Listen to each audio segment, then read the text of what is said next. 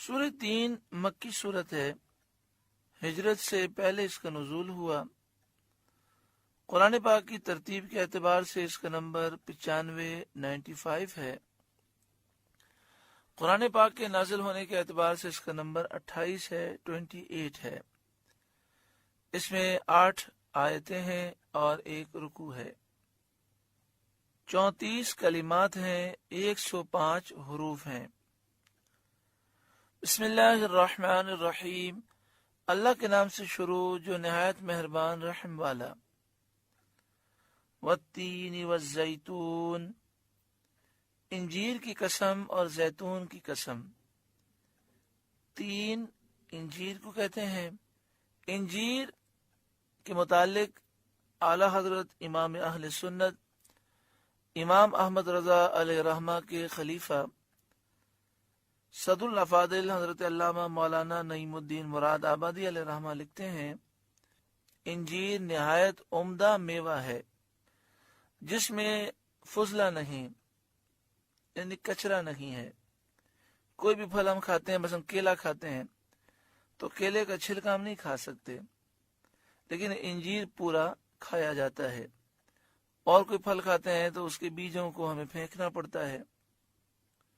پھر فرمایا سریع الہضم ہے، انجیر بہت تیزی سے ہضم ہو جاتا ہے۔ کثیر النفع ہے، اس کا نفع بہت زیادہ ہے۔ ملین، محلل، دافع ریگ، مفتح، صدا جگر، بدن کا فربہ کرنے والا، بلغم کو چھانٹنے والا، یعنی انجیر کے استعمال سے بلغم اور اس طرح کی کیفیتیں دور ہوتی ہیں، بدن مضبوط ہوتا ہے، ہڈیاں مضبوط ہوتی ہیں، جگر مضبوط ہوتا ہے اور بہت ساری بیماریاں دور ہوتی ہیں۔ زیتون ایک مبارک درخت ہے، اس کا تیل روشنی کے کام میں بھی لایا جاتا ہے اور سالن کے طور پر بھی کھایا جاتا ہے، اور یہ چیز دنیا کے کسی اور تیل میں نہیں۔ یعنی آپ زیتون کے تیل کو سالن کی جگہ استعمال کریں اور روٹی سے کھائیں تو آپ کو ایسا محسوس ہوگا جیسے آپ بہترین سالن کھا رہے ہیں۔ کوئی بھی آپ تیل استعمال کریں، گھی استعمال کریں تو اس سے دل کی رگوں کے جام ہونے کے خطرات ہیں، بلڈ پریشر بڑھنے کے اور دیگر بیماریوں کے، لیکن زیتون کے تیل میں ایسا وصف ہے کہ اس سے انسان بیمار بھی نہیں ہوتا بلکہ بیماریاں دور ہو جاتی ہیں۔ زیتون کا درخت خشک پہاڑوں میں پیدا ہوتا ہے جہاں نمی بالکل نہیں ہوتی، جس میں دہنیت کا نام و نشان نہیں، لیکن اس کے باوجود زیتون میں اتنا زبردست جو تیل نکلتا ہے۔ زیتون کے درخت کی خدمت نہیں کرنی پڑتی، بغیر خدمت کے وہ پرورش پاتا ہے اور ہزاروں سال رہتا ہے۔ صحابہ کرام علیہم رضوان نے اپنے دور میں جو زیتون کے درخت لگائے، کہا جاتا ہے ملک شام میں اور دیگر ممالک میں وہ آج تک موجود ہیں۔ ان چیزوں میں قدرت الہی کے آثار ظاہر ہیں۔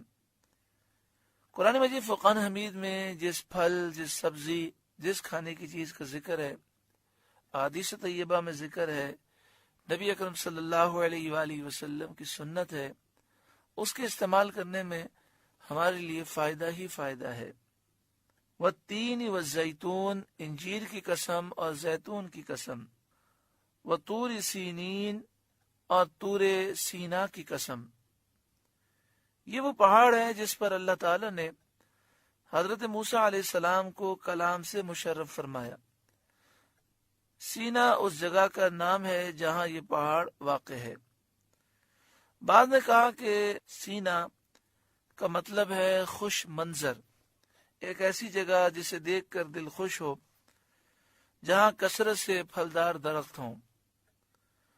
وَهَذَا الْبَلَدِ الْأَمِينَ، اور اس امان والے شہر کی قسم، یعنی مکہ مکرمہ کی قسم۔ لَقَدْ خَلَقْنَا الْإِنسَانَ فِي أَحْسَنِ تَقْوِيمٍ، بے شک ہم نے آدمی کو اچھی صورت پر بنایا۔